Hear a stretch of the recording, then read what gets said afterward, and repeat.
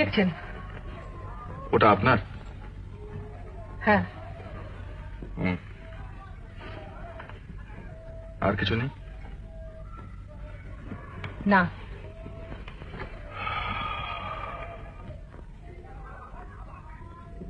আপনি তাহলে খালি অ্যাটাচি কেসটাকে নিয়ে ট্রেন থেকে নেমে পড়লেন? মানে? আস্তে।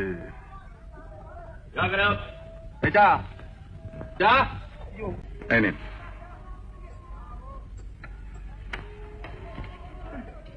এই নোংরা ভাত, এই নোংরা জলে।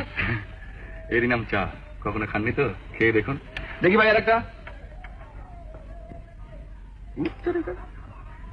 এই না